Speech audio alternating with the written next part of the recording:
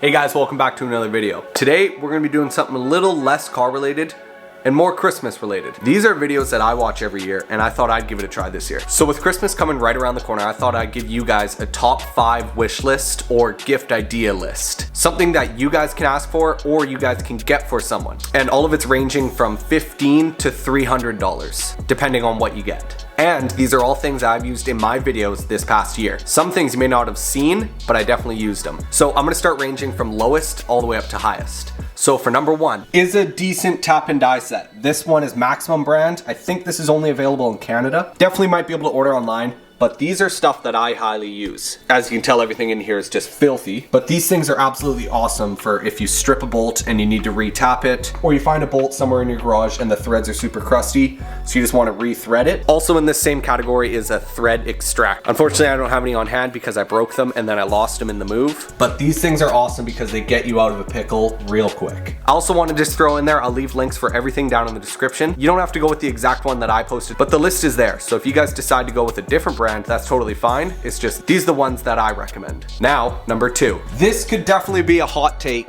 Mastercraft sockets or Craftsman. I'm missing a lot right now. They're all scattered on the bench. But these sockets are wonderful. They are so cheap and I genuinely think they are better than Snap-on. I know it's a really hot take, but I've never broken a socket. And honestly, I don't think I've heard anybody breaking a socket. If you're being dumb and using like a 1/2 inch impact with a 3/8 adapter and then using a 3/8 chrome socket, then yes, I can see you breaking them. But for everyday use, I have never broken a socket. I've only lost them. So why do you want to lose an expensive Snap-on one when you can go with something like Craftsman, Mastercraft? They work just fine. Don't spend the money on that. There are certain times when you should be spending money on Snap-on. And my rule of thumb is if you break something, replace it with Snap-on. I remember one time we were working on Robbie's Civic and we were doing like the head studs and it took like a hex and it snapped. And then we took Emerson's Mastercraft, mine was Mastercraft, and we snapped it. Then we used Robbie's and then Emerson's, they all snapped. So then we had to get Snap-on. So I highly recommend that. So yeah, if you break something, then sure, you can buck up and get the Snap-on, get the better brand. It doesn't have to be Snap-on, it can be Mac or whatever. But this just shows that you don't need Snap-on everything. I personally recommend getting a nice 200 to 300 piece kit just to start your toolbox. So on to number 3. Actually back to number 2. You guys down in the States are so lucky. You have something called Harbor Freight. Now I don't know the exact name. I think it's either Icon or tekton.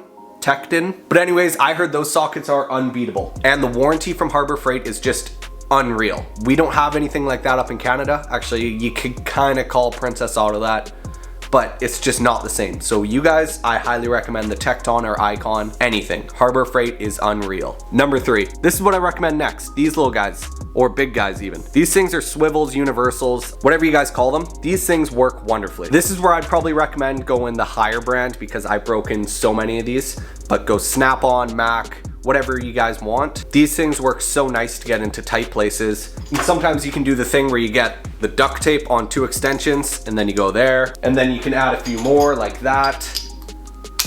And then you can really get into those tough to reach places. So these things, absolutely awesome. And honestly, I might be able to find a 3-pack and that would be a perfect stocking stuffer because I can't imagine it'll be more than $15, $20. All right, number 4. This one we're moving up into a little bit more expensive, but this is highly worth it. Now, not this exact one. I've been meaning to buy a new one for the longest time.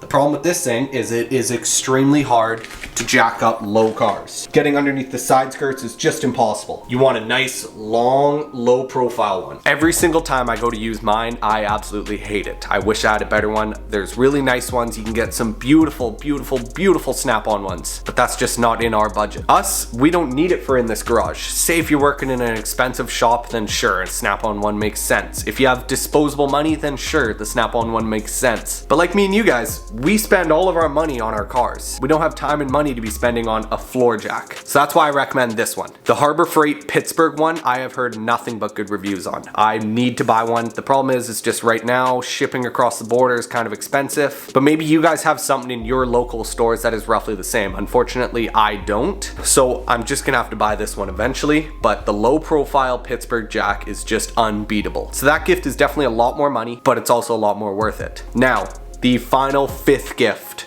This is by far the number 1 on my list, and it's also the number 1 most expensive. And that is in this drawer. Red Milwaukee. I recommend the Milwaukee till the day I die. I got a bunch of stuff. I got drills, ratchets, impacts. I got 2 grinders.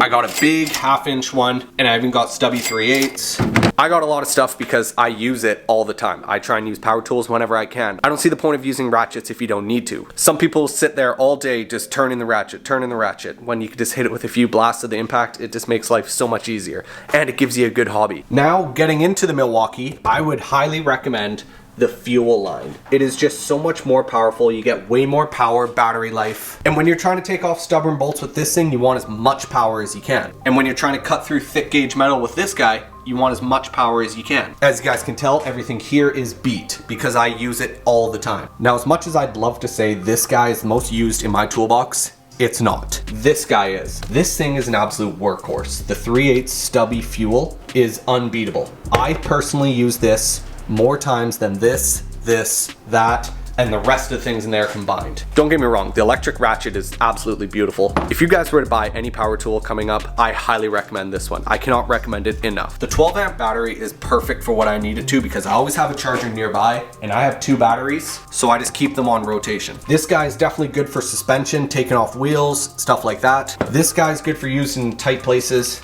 But this one is my bread and butter. This is what I use day in and day out. All right, so I know I said only 5 things, but this one's 5.5. So Milwaukee and light. You guys know I love light. And working on cars with good lighting is absolutely key. One of the key reasons that I love lighting so much is because I film. And filming with good lighting, it's definitely a thing that you need to have good footage. Sometimes I'm lacking good lighting and I'm sorry for that. But look at the engine bay. And then now look at it. Look at me trying to film in there. And then it just lights up the whole area.